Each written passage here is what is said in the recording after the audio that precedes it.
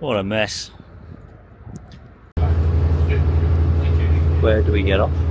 He died from either Crohn's disease or hemorrhoids. I ain't paying 27 quid for the two of us.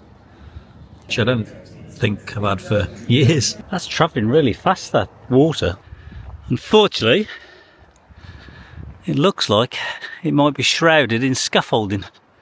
It's drawing about 400 watts. Used to sell it to a naval agent that was looking for timber at the time of the Battle of Trafalgar.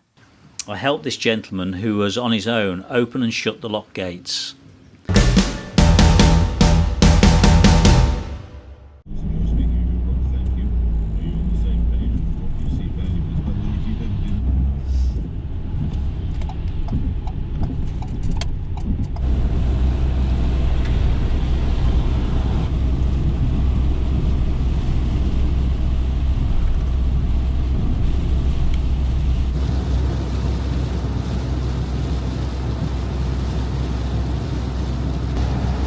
Well, the weather's changed a bit. Yeah. We've had, was it a week now? A couple of weeks probably. Yeah. Good weather. Yeah. It's not the best of days. So that was a good park up though. It was only, you say it was £10. It was quiet in the night, undisturbed, and a good night's sleep, you know. Yeah, it's really good. So we're just now heading towards Winchester. We've got a visited friend of Winchester. Just to stay the night in Harry outside on the road, and then we'll find a park up the day after, probably around the Winchester area. I think we'll want to go into Winchester. We haven't really spent. I think we went once before, I seem to remember. I don't think we went to the cathedral. We might go to see the cathedral and that. So we'll do that. It's weather dependent, really. As we head to our friends for the night, we pass Stonehenge. I always wonder how big it would be if you were close to it, as it always looks so small as you drive past.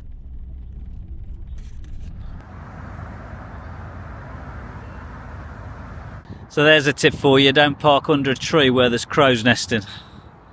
I've got to find a jet wash now. That's where we stayed overnight at our friends'. What a mess. We decide to catch the park and ride from the South Winchester car park.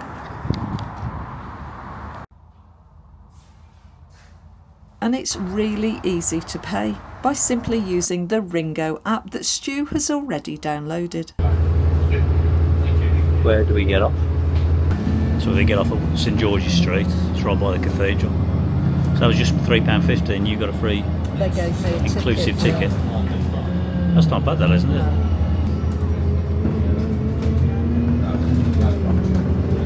We get off as planned by the bronze statue of Alfred the Great. He was buried in Winchester in 899, and they think that he died from either Crohn's disease or hemorrhoids.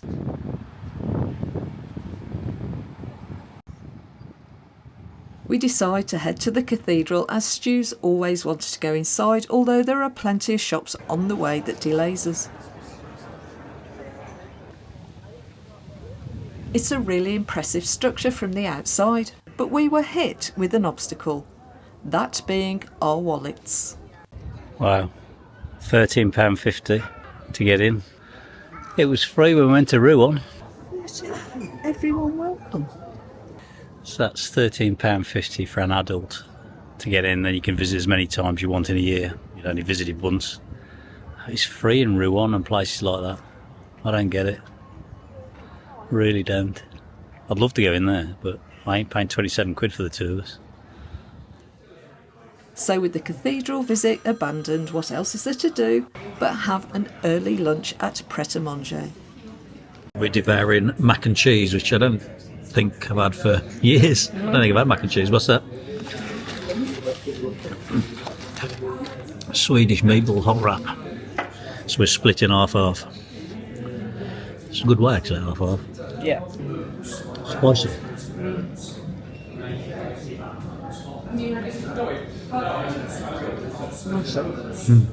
Well, we really enjoyed that and decided to take a quick walk around the city.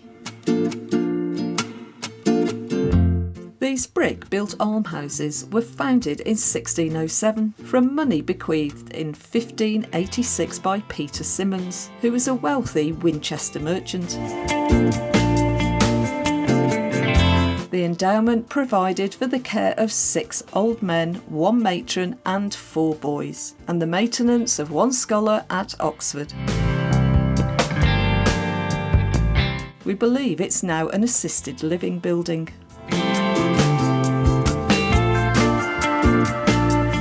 We pass through the pretty gardens alongside the River Itchen, and as you can see, it's swollen with the recent rains. Flowing through there a bit, isn't it? There's a plot and a half.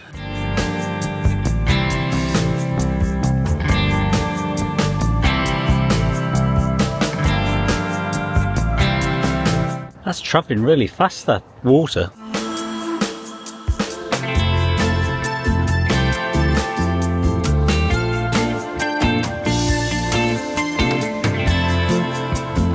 So this is the only visible section of the city's Roman walls that remains.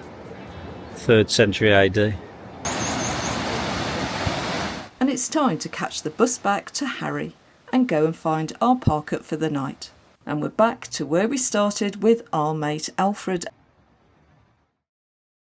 So off we head to Farley Mount Country Park via Chandler's Ford to pick up an easy meal for tonight.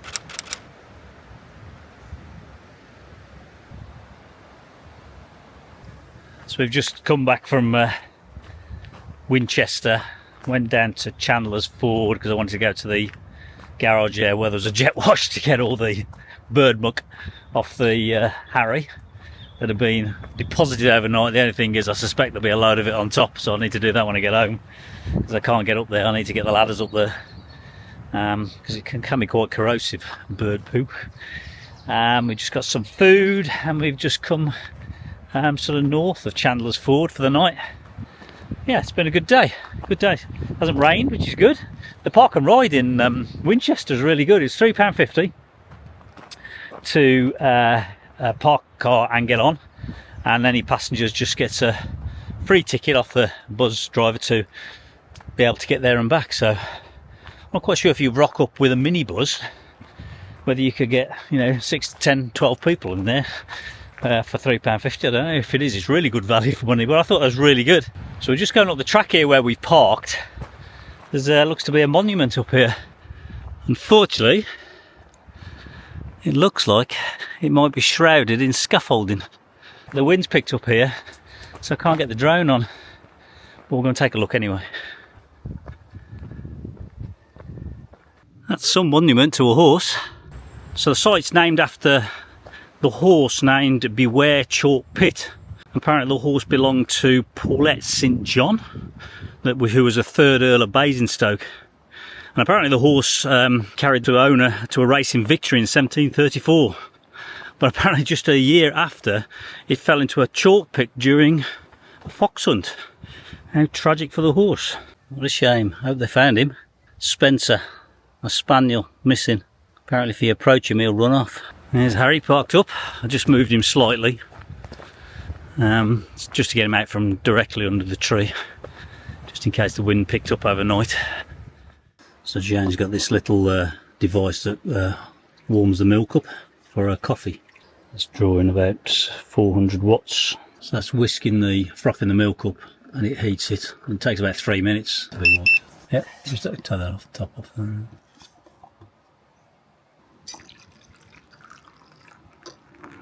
Coffee. So tonight's tea, we've gone easy. We just got a chicken curry for 2, and so then we're going to cook this in the electric on the Bluetti. And we got some basmati rice. It's only 2 minutes, and I'll just lay that on top just to warm through. We'll just get that on. Put that on low, 250 watts. So I've just rested the rice on there. It only takes 2 minutes in the microwave, so I'm just going to warm it through in there.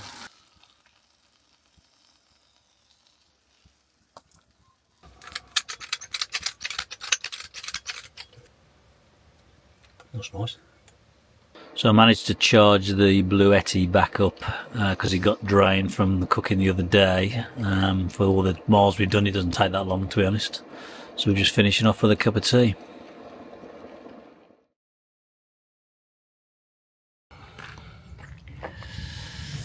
We're putting the CCTV out now regularly.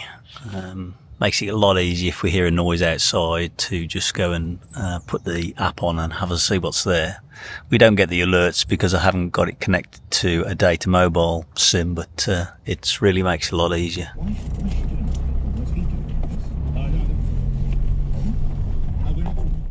If you really want to help our channel grow, please like, subscribe, but the best way to do it is to share the video on your social media.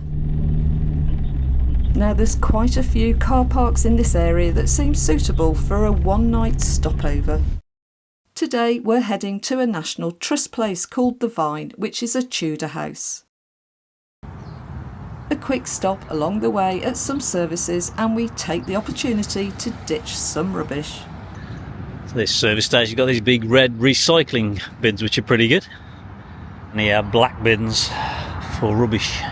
And as you'll all know, if you have a camper van, rubbish bins are always on the checklist of things to keep an eye out for.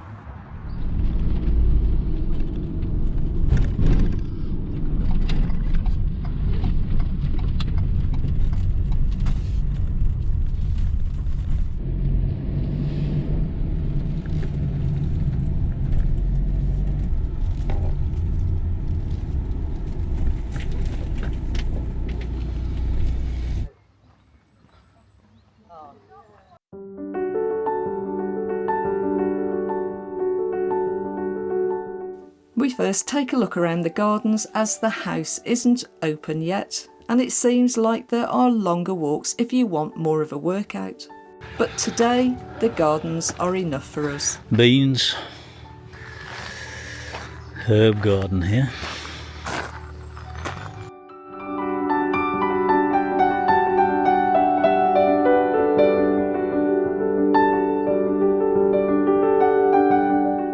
We come across this tree called the 100 Guinea tree, and it's thought to be more than 650 years old.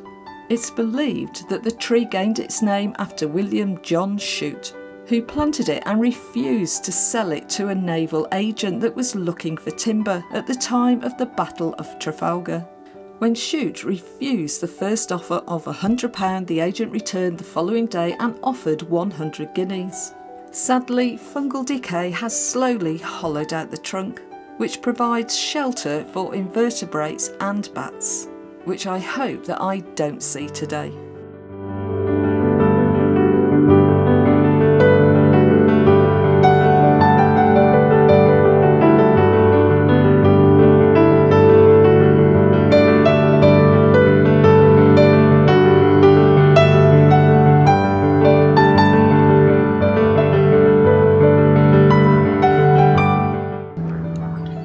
It's the summer house.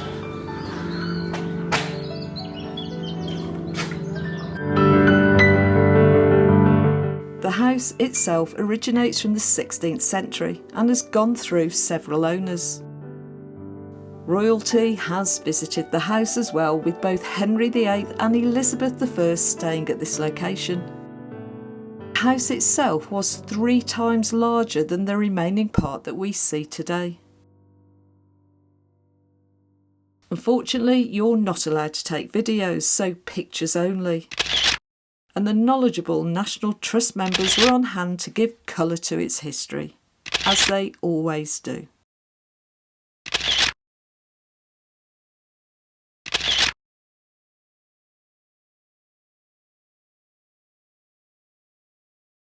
So that was a quite an interesting location. Didn't know that, but it goes back to the 1600s. In fact, before that, medieval times, the building does. So it's gone through, as these places do, going through generations. And actually, Henry VIII stayed there, so there's a lot of connections to Henry VIII. So yeah, well worth it. It's time for us to find our park up, and we're going to see if we can stay at a place that we stopped at a few years ago.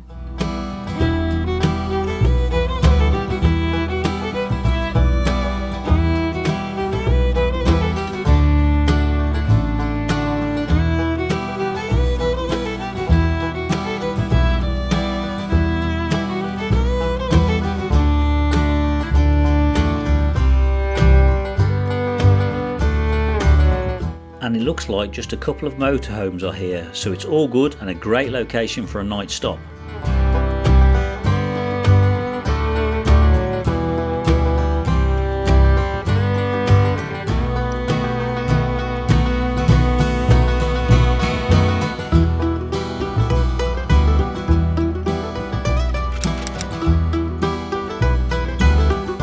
So we've just spent the last 2 hours in IKEA up in Thiel, getting a few things for the house and that. So we just come west of there about half hour, just outside Hungerford.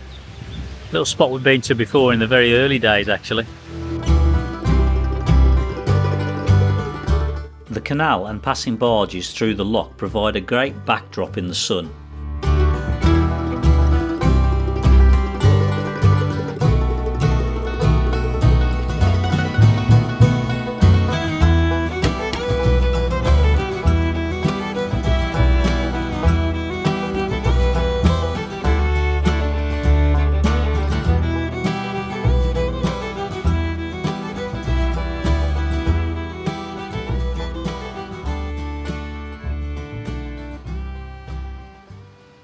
I helped this gentleman who was on his own open and shut the lock gates. I can imagine that it can be a tiring process going through locks, especially if you're on your own. Campervan of the waterways.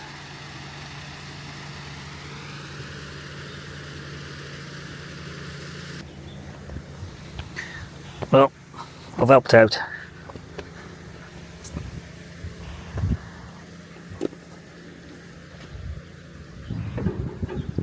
It's too hot. The old things down as well. Oh, you got to wind them down, have you?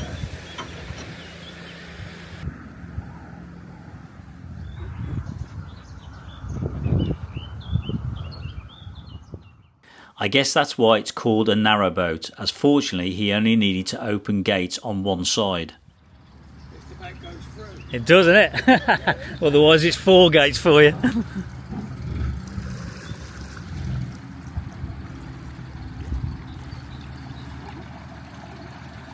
I'll give him a hand again. My contribution for the day.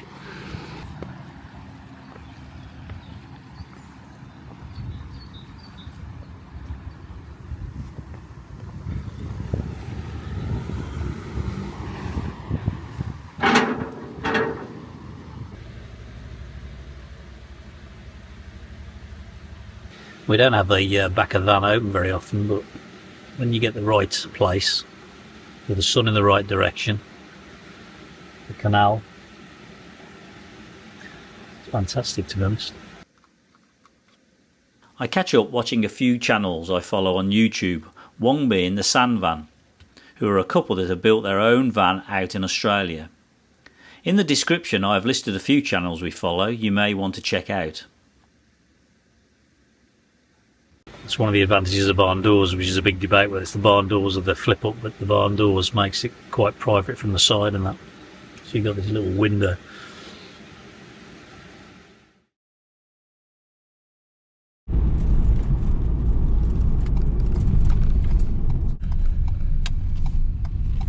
You have arrived at your destination. The following day we head to Autocampers for the habitation check, and then unfortunately it'll be time to head home. Some electric.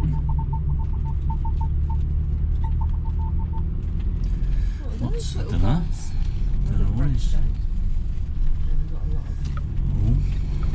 Looks a bit empty.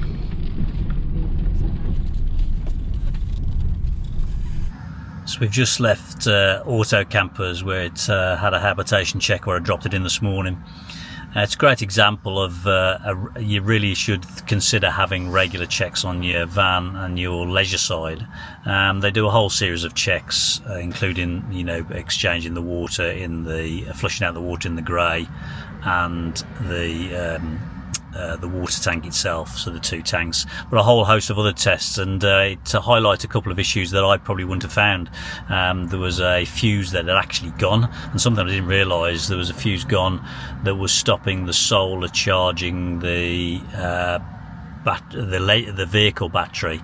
I think what happens is if the leisure battery is full, the solar will then charge the vehicle battery. I didn't know that was there, to be honest. And there was another fuse that was showing signs of wear, so they replaced that as well. So again, a great example of things that I wasn't aware of. They'd also seen there was a bit of in the overhead cab where the felt at the top of the cab unit was coming down, so they restuck that for me. So yeah, so you should consider it.